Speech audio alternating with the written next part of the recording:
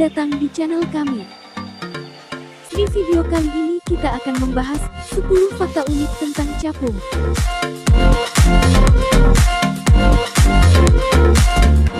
Lebih dari 350 juta tahun yang lalu, capung pertama kali mulai berkeliaran di sekitar kolam, rawa-rawa, dan badan air lainnya.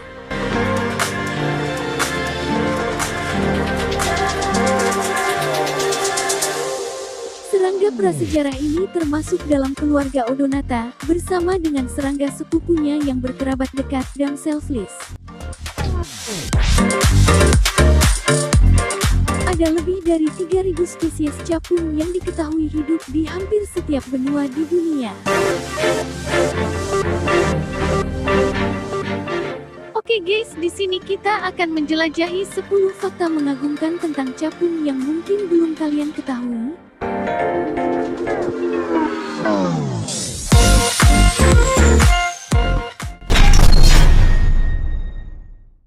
Membedakan antara capung dan damselfly.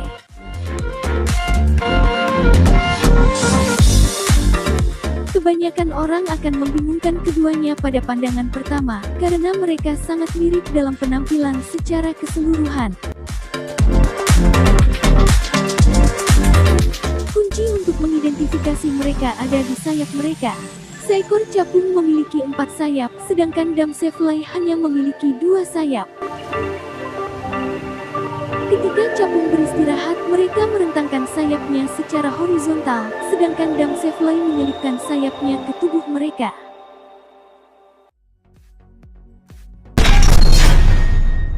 Capung lebih tua dari dinosaurus.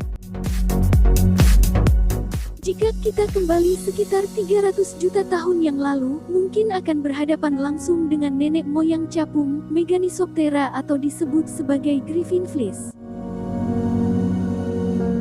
Hubungan capung yang telah lama punah ini hidup dari 323 juta hingga 250 juta tahun sebelum Masehi selama era Paleozoikum.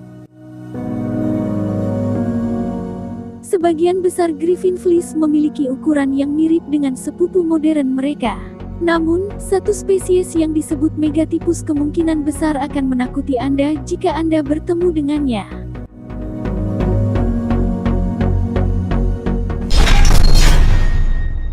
Ditemukan di seluruh dunia. Berbagai spesies capung dapat ditemukan di hampir setiap sudut dunia. Dan kebanyakan dari mereka cenderung tinggal dalam satu area tertentu, tetapi ada beberapa yang sedikit lebih luas. Namun yang lebih mengesankan adalah capung globe skimmer yang dapat ditemukan di daerah yang lebih hangat di setiap benua di dunia kecuali Antartika.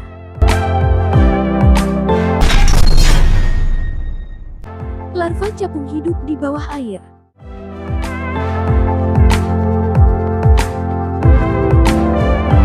Istilah biologi untuk serangga invertebrata selama tahap di mana mereka melalui proses metamorfosis adalah nimfa. Beberapa contoh serangga tersebut adalah belalang, jangkrik, dan capung. Menyebut larva capung sebagai nimfa sangat tepat. Dalam mitologi, nimfa adalah sejenis roh yang hidup di sungai, aliran sungai, dan daerah lain semacam itu. Sama seperti rekan mitologis mereka, nimfa capung hidup di bawah air. Capung dewasa bertelur di jaringan tanaman air atau di permukaan air. Setelah menetas dari telurnya, nimfa menghabiskan beberapa tahun di bawah air, memakan invertebrata lain, berudu, dan bahkan ikan kecil.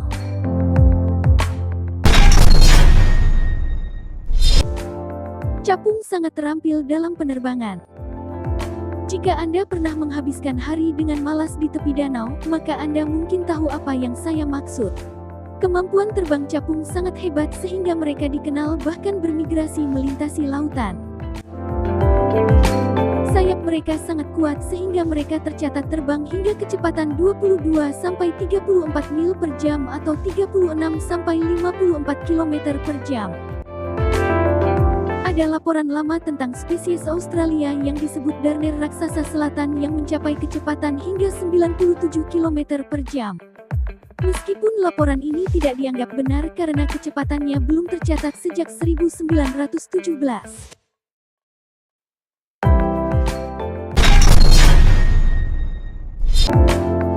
Capung dapat mengendalikan keempat sayapnya secara mandiri. Salah satu alasan utama mengapa capung sangat terampil terbang adalah karena sayapnya.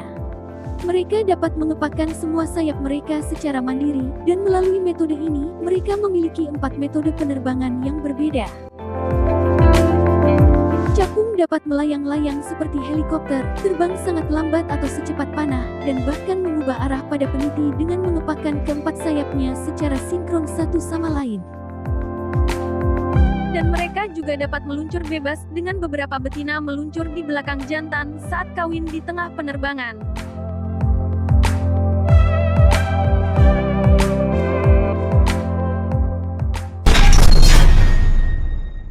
Capung adalah beberapa pemburu paling efisien di dunia. Capung dewasa adalah predator, hidup dari makanan karnivora yang hampir eksklusif berdasarkan serangga lain seperti nyamuk, lalat, minat, serta capung yang lebih kecil.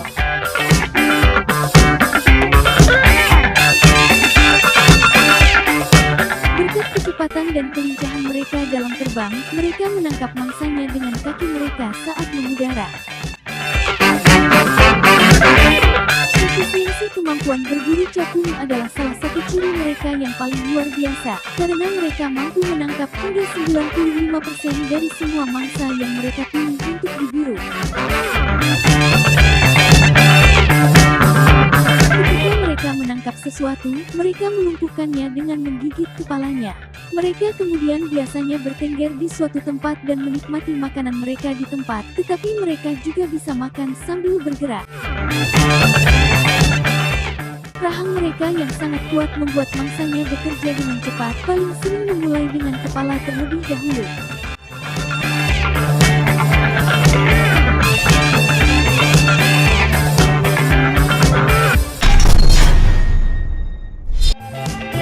Capung mampu menyamarkan diri di saat terbang. Spesies capung tertentu yang disebut capung kaisar Australia tercatat menggunakan metode yang disebut kamuflase gerak selama pertarungan teritorial dengan capung jantan lainnya. Sederhananya, mereka terbang ke arah tertentu agar tampak seolah-olah mereka tidak bergerak sama sekali. Mereka bekerja dengan bergerak di jalur penerbangan sedemikian rupa sehingga selalu berada di posisi antara target dan lokasi awal serangannya.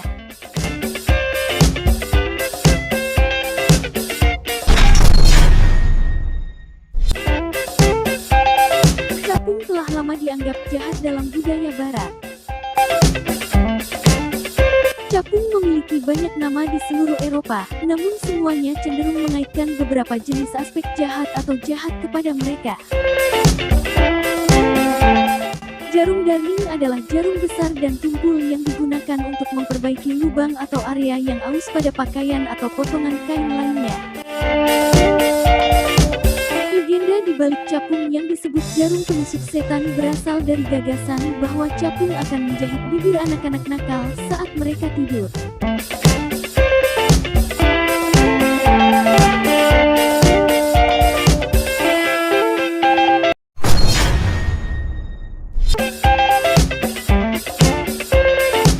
Capung dapat mengatur suhu tubuhnya. Capung adalah makhluk berdarah dingin, yang berarti bahwa tubuh mereka sendiri tidak menghasilkan cukup panas untuk menopang diri mereka sendiri. Dengan demikian, makhluk berdarah dingin perlu mendapatkan panas dari lingkungan mereka. Capung melakukan ini dengan berjemur di bawah sinar matahari, seperti kadal, tetapi ini bukan satu-satunya trik mereka. Mereka mampu menghangatkan diri dengan proses yang disebut wingwering, di mana mereka menggetarkan sayap mereka dengan kecepatan yang menghasilkan panas.